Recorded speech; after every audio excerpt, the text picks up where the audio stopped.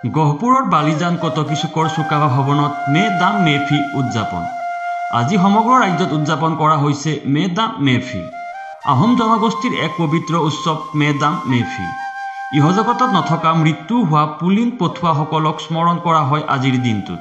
গহপুৰৰ বালিজান কটকী চুকৰ চুকাফা ভৱনত আজি টাই পৰম্পৰা অনুযায়ী স্মৰণ কৰা হৈছে পূৰ্বপুৰুষসকলক। গহপুৰৰ পৰা অৰূপ ভয়াৰ ৰিপৰ্ট PI নিউজ।